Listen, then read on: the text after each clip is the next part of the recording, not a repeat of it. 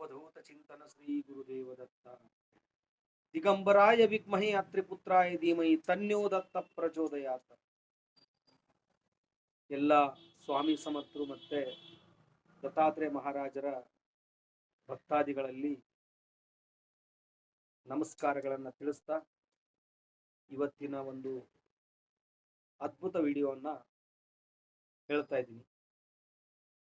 ಇದನ್ನ ನೀವು motivational speech ಆದ್ರೂ ಅನ್ಕೊಳ್ಳಿ ಅಥವಾ ಏನಾದ್ರೂ ಅನ್ಕೊಳ್ಳಿ. ಒಬ್ಬ ಮನುಷ್ಯ ನೀವೇನಾದ್ರೂ ಒಂದು ದೇವರ ವಿಚಾರದಲ್ಲಿ ನಾನು ಇದನ್ನ ಮಾಡ್ತೀನಿ ಅಂತ ಹೊರಟಾಗ ಸ್ಟಾರ್ಟಿಂಗು ಕಷ್ಟ ಅನಿಸ್ಬೋದು. ಎಲ್ಲಿವರೆಗೂ ಒಂದು ದೇವರ ಪರೀಕ್ಷೆ ಇರುತ್ತೋ ಅಲ್ಲಿವರೆಗೂ ಕಷ್ಟ ಅಂತ ಅನ್ಕೋಬಹುದು. ಬಟ್ ನಾವು ಮಾಡುವಂತ ಕಾರ್ಯ, ನಾವು ಮಾಡುವಂತ ಒಂದು ಸೇವೆ ಆ ಗುರುಗಳ ಕೃಪಾಶೀರ್ವಾದಕ್ಕೆ ಮುಟ್ಟಿದಾಗ ಅದು 100% ರಿಸಲ್ಟ್ ಬರುತ್ತೆ. ಅದರಲ್ಲಿ ಎರಡು ಮಾತಿಲ್ಲ. ಇದು ಕ್ಷಮೆ ಇರಲಿ, ಸೆಂಟ್ರಲ್ಲಿ ಕಾಲ್ ಬಂದ್ರೆ ಅದು ವಿಡಿಯೋ ಕಟ್ ಆಗುತ್ತೆ. ಓಕೆ, ನಾವು ಈ ಮಾಧುಕರಿ ಸೇವೆ ಅನ್ನೋದನ್ನ ಸ್ಟಾರ್ಟ್ ಮಾಡಿರೋದು ಜಸ್ಟ್ ಒಂದು 20-30 ಜನದ್ದು ಒಂದು ಪ್ಯಾಕೆಟ್ ಮಾಡ್ಕೊಂತ ಇದ್ವಿ ನಾವು. ಅಂದ್ರೆ ನಮಗೆ ಜನ ಟೇಕ್ ಓವರ್ ತಗೊಂತಾರ ಇಲ್ವಾ, ಇದನ್ನ ಜನ ಹೆಂಗ್ ತಗೊಂತಾರೆ ಅನ್ನೋದು ಒಂದು ಸಂಶಯ ಇತ್ತು.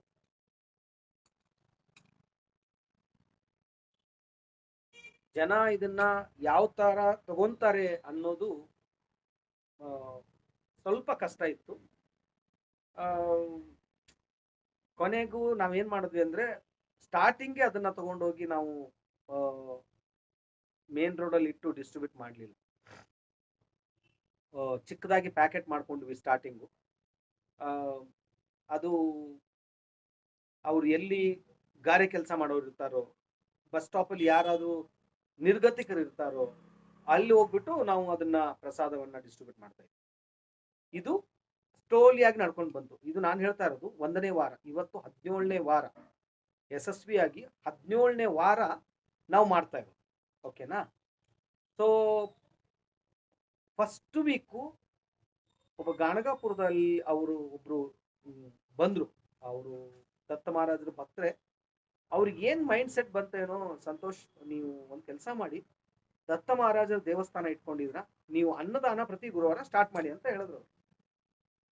ನಾನ್ ಆವಾಗ ಏನ್ ಮಾಡ್ತಾ ಇದ್ದೆ ಅಂದ್ರೆ ಪ್ರತಿ ಗುರುವಾರ 1,000 ರೂಪಾಯಿ ಹೂವನ್ನ ನಾನು ಗಾಣಗಾಪುರಕ್ಕೆ ಇಲ್ಲಿಂದ ಇಡ್ತಾ ಇದ್ದೆ. ಬುಧವಾರ ಇಡ್ತಾ ಇದ್ದೆ, ಅದು ಗುರುವಾರ ಹೋಗಿ ಗಾಣಗಾಪುರ ದೇವಸ್ಥಾನಕ್ಕೆ ರೀಚ್ ಆಗ್ತಾ ಇದ್ದೆ. ಆ ಸೇವೆಯಲ್ಲಿ ನಂಗೆ ಸ್ಯಾಟಿಸ್ಫೈಡ್ ಇತ್ತು.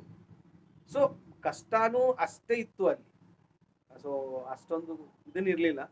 ಸೊ ಅಂತ ಕಷ್ಟದಲ್ಲಿ ಕೂಡ ಅದನ್ನ ಮಾಡಬೇಕು ಅಂತ ಮನಸ್ಸಿಂದ ಮಾಡ್ತಾ ಇದ್ವಿ ಸೇವೆನ.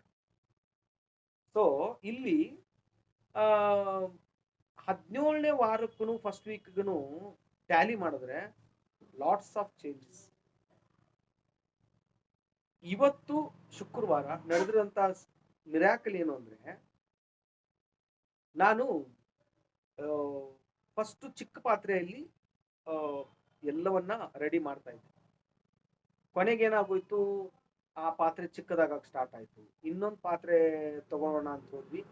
ಅವತ್ತೇ ನನ್ನ ಮಗಳಂದ್ಲು, ಪಾಪ ಇದು ಚಿಕ್ಕದಾಗತ್ತೆ, ನೀವು ತಗೊಳ್ಳೋದು ದೊಡ್ಡದೇ ತಗೊಂಡ್ಬಿಡಿ.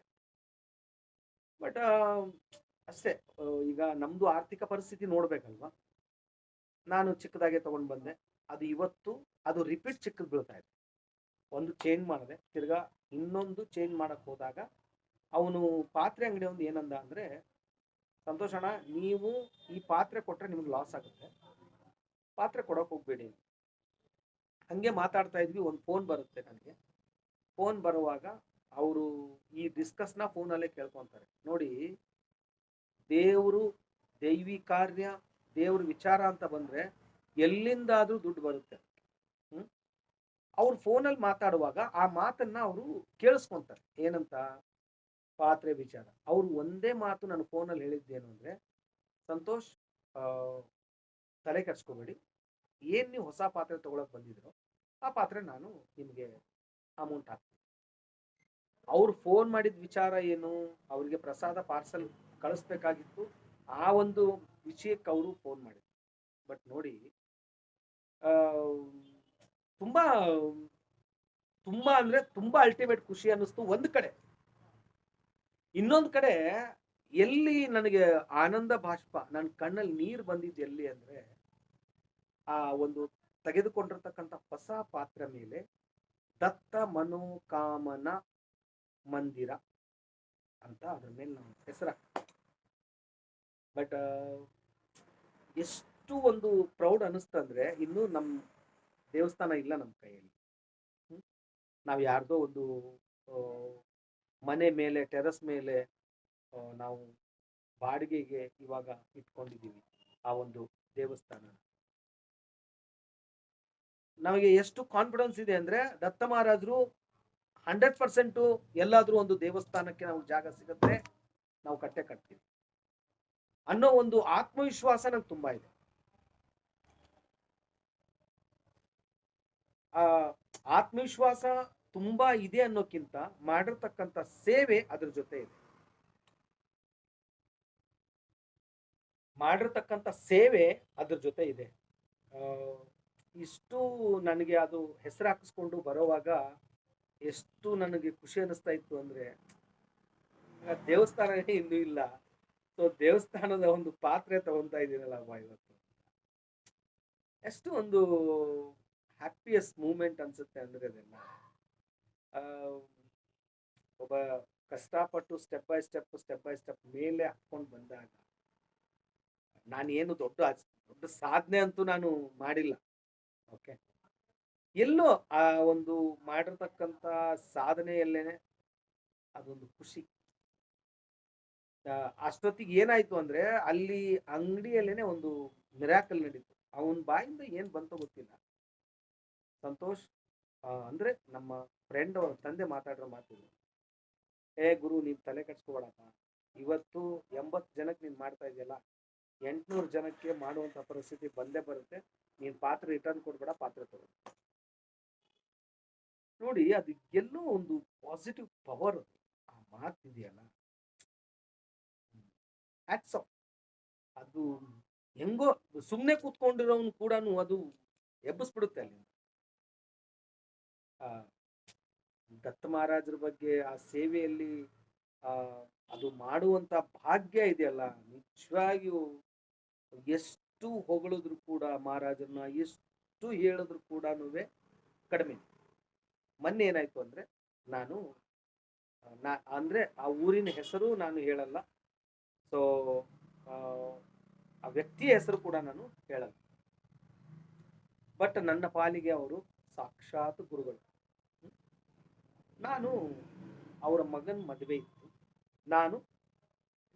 ನನಗೂ ಕೂಡ ಕರೆದಿದ್ರು, ನಾನು ಕೂಡ ಹೋಗಿದ್ದೆ.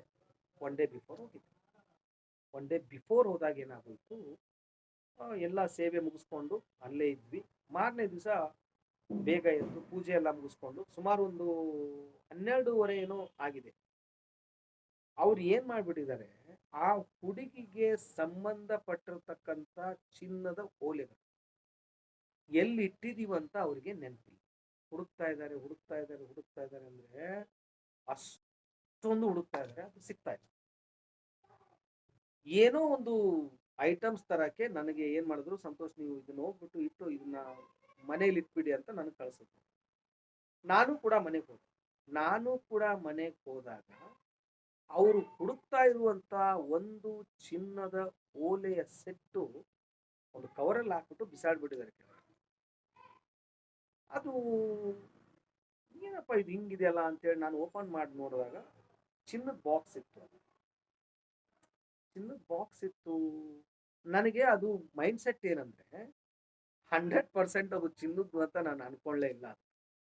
ಓಕೆ, ಡೂಪ್ಲಿಕೇಟ್ ಗೋಲ್ಡ್ ಇರ್ಬೋದು. ನಾನೇನ್ ಮಾಡಿದೆ, ಅದನ್ನ ತಗೊಂಡು ಆ ಚಿನ್ನದ್ದೇ ಇರ್ಲಿ ಡೂಪ್ಲಿಕೇಟ್ ಇರ್ಲಪ್ಪ, ನಮ್ಗೆ ಯಾಕೆ ಬೇಕು ಅಂತ ಹೇಳಿ ಗುರುಗಳವರ ನಮ್ಮ ತಾಯಿ ಸಮಾನವಾಗಿರ್ತಕ್ಕಂಥ ಅವ್ರಿಗೆ ಅದನ್ನ ಕೊಟ್ಬಿಡೋಣ ಅಂತ ಹೋದೆ. ಪೂರ್ತಿ ಹಾಲ್ ಹುಡುಕಿದ್ರು ಕೂಡ ಅವರು ಸಿಗ್ಲಿಲ್ಲ. ಅವ್ರ ತಂಗಿ ಸಿಕ್ಕರು. ಸಿಕ್ಕು ಅಕ್ಕ, ಮತ್ತೆ ಈ ತರ ಇದು ನಂಗೆ ಚಿನ್ನದ ಓಲೆ ಸಿಕ್ಕಿದೆ, ಇದು ಡೂಪ್ಲಿಕೇಟೋ ಒರಿಜಿನಲ್ ನನಗಂತೂ ಗೊತ್ತಿಲ್ಲ, ಇದನ್ನ ತಗೊಳ್ಳಿ. ನಿಜವಾಗಿಯೂ ನೋಡಿ ಅದು ಹೆಂಗಿದೆ ಅಂದ್ರೆ, ಏನಾಗಿದೆ ಅಂದ್ರೆ ಅಲ್ಲಿ ಸಮಸ್ಯೆ, ಅದನ್ನ ಅವರ ಗುರುಗಳ ಹೆಂಡತಿ ಅವ್ರ ಕೈಯಲ್ಲಿ ಇಟ್ಕೊಳಕ್ ಕೊಟ್ಟಿದ್ದಾರೆ. ಯಾವುದನ್ನ ನನಗ್ ಸಿಕ್ಕಿರ್ತಕ್ಕಂಥ ಓಲೆ ಅವ್ರ ಕೈಯಲ್ಲಿ ಅದನ್ನ ಇಟ್ಕೊಳಕ್ ಕೊಟ್ಟಿದ್ರು. ಅವ್ರ ಕೈಯಿಂದಾನೇ ಮಿಸ್ ಆಗಿದೆ.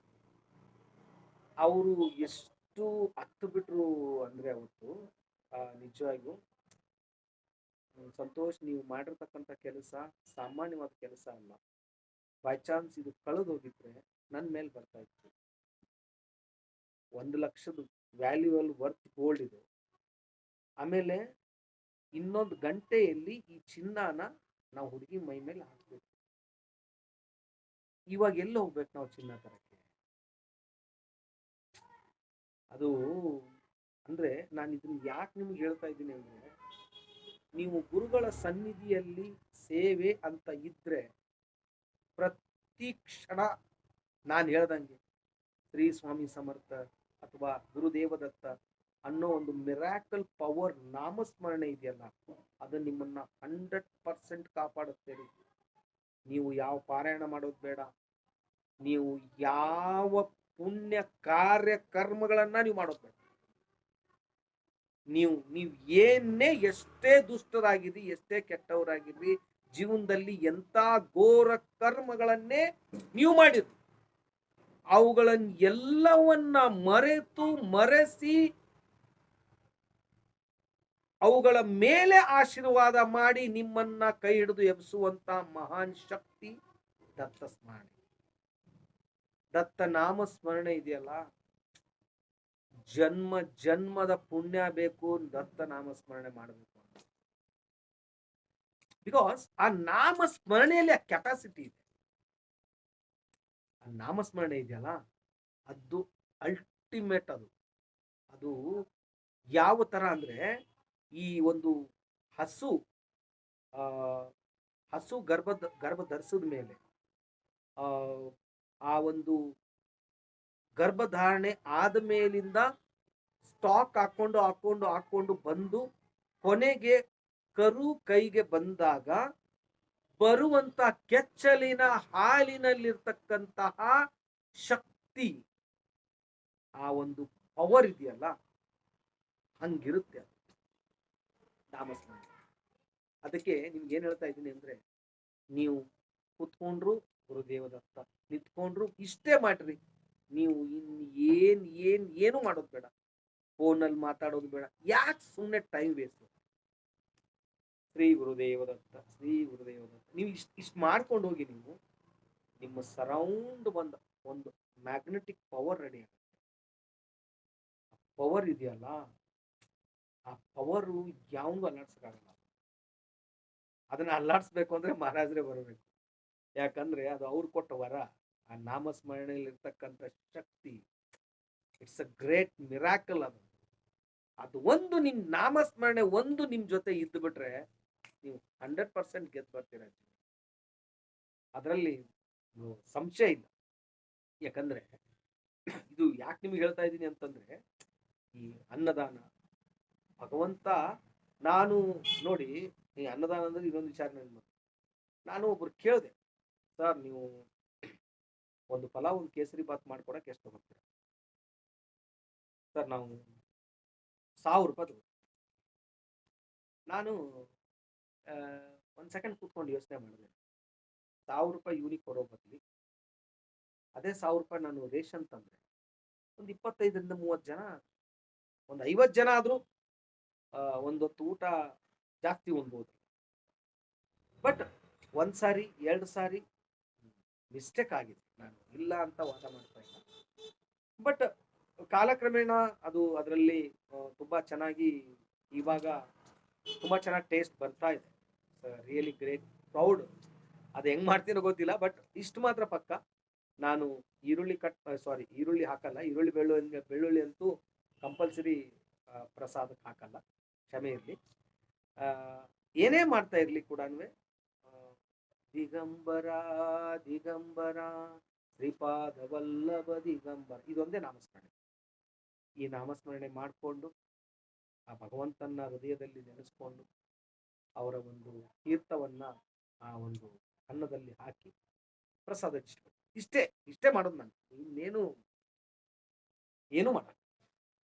ಸೊ ಇದು ಒಂದ್ ಕಡೆ. ಇನ್ನೊಂದ್ ಕಡೆ ಏನಾಯ್ತು ಅಂದ್ರೆ, ಆ ನಮ್ಮ ಏರಿಯಾದಲ್ಲೇ ಪಾಪ ಅವನು ಬಾಳೆಹಣ್ಣು ವ್ಯಾಪಾರ, ಅವನ ಹೆಸರು ಕುಮಾರಣ್ಣ. ಅವನು ನಮ್ಮ ಇದ್ರ ಪಕ್ಕದಲ್ಲೇನೆ ಹಾಸ್ತಾನೆ. ಅವನು ಏನಂದ ಅಂದ್ರೆ, ನನಗೆ ಮೈಂಡ್ ಸೆಟ್ ಅಲ್ಲಿ ಏನಿತ್ತು ಅಂದ್ರೆ, ಗುರುಗಳಿಗೆ ಪಂಚಪ್ರಾಣವಾಗಿರ್ತಕ್ಕಂಥ ಕಲರು ಯೆಲ್ಲೋ ಕಲರ್, ಏನೋ ಒಂದು ಬಾಳೆಹಣ್ಣು ಕೂಡ ಅದ್ರ ಜೊತೆ ನಾವು ಡಿಸ್ಟ್ರಿಬ್ಯೂಟ್ ಮಾಡೋಣ ಅಂತ ಹೇಳಿ ಮೈಂಡ್ ಸೆಟ್ ಅಲ್ಲಿ ಇತ್ತು. ಸೊ ಅವ್ರಿಗೆ ಏನ್ ಹೇಳಿದೆ ನಾನು, 1 ಡಜನ್ ಬಾಳೆಹಣ್ಣು ಕೊಡಿ. ಆ ಪುಣ್ಯಾತ್ಮ ಏನ್ ಮಾಡದ ಅಂದ್ರೆ, ಸಂತೋಷಣ್ಣ ಇನ್ನು ಮುಂದೆ ಪ್ರತಿ ಗುರುವಾರ ನನ್ನ ಕೈಯಿಂದ 1 ಡಜನ್ ಬಾಳೆಹಣ್ಣು. ಸೊ ಇದು ಆ ತರ ಬರ್ತಾ ಇದೆ. ಕೊಡ್ತಕ್ಕಂಥ ಭಕ್ತಾದಿಗಳಿಗೆ ಕೋಟಿ ಕೋಟಿ ನಮಸ್ಕಾರ. ನನ್ನ ಯೂಟ್ಯೂಬ್ ಚಾನಲ್ ಮುಖಾಂತರ ಸುಮಾರು ಜನ ಪ್ರತಿ ವಾರ ಒಬ್ಬೊಬ್ರು ಈ ಒಂದು ಅನ್ನದಾನದ ಸೇವೆಗೆ ಮುಂದಾಗ್ತಾ ಇದ್ದಾರೆ. ಈ ಅನ್ನದಾನಕ್ಕೆ ಪ್ರತಿ ಗುರುವಾರ ತಗೊಳ್ಳುವಂತ ಖರ್ಚು 3,200 ರೂಪಾಯಿ. ಓಕೆ, ಪ್ರಪಂಚದಲ್ಲಿ ನೀವು ಎಲ್ಲೆಲ್ಲೂ ಏನೇನೋ ಖರ್ಚು ಮಾಡ್ತೀರ, ಓಕೆ, ಮಾಡುವಂತ ಸೇವೆಗೆ ನೀವು ಹಿಂದೆ ನಿಂತ್ಕೊಂತ ಇದ್ದೀರಾ. ಖಂಡಿತವಾಗಿ 3,200 ರೂಪಾಯಲ್ಲಿ ನೀವು 2 ರೂಪೀಸ್ ಕೊಟ್ಟರು ಕೂಡ ಅದು ಯೂಸ್ ಆಗುತ್ತೆ. ಇಷ್ಟು ಪಾಯಿಂಟ್ ಔಟ್ ಮಾಡಿ ಹೇಳ್ತಾ ಇದ್ದೀನಿ. 3,200 ರೂಪಾಯಲ್ಲಿ ನೀವು 200 ರೂಪೀಸ್ ಕೊಟ್ಟರು ಕೂಡ ಅದು ಒಂದು ಸೇವೆನೇ. ಓಕೆ, ಇಷ್ಟು ಹೇಳಿ ನನ್ನ ಒಂದು ಎಕ್ಸ್ಪೀರಿಯನ್ಸ್ನ ಇಲ್ಲಿ ಮುಗಿಸ್ತಾ ಇದ್ದೀನಿ. ಮತ್ತೆ ಒಂದು ಹೊಸ ಕಥೆ ತಗೊಂಡು ನಿಮ್ಮ ಮುಂದೆ ಬರ್ತೀನಿ. ಅಲ್ಲಿವರೆಗೂ ಶ್ರೀ ಸ್ವಾಮಿ ಸಮರ್ಥ.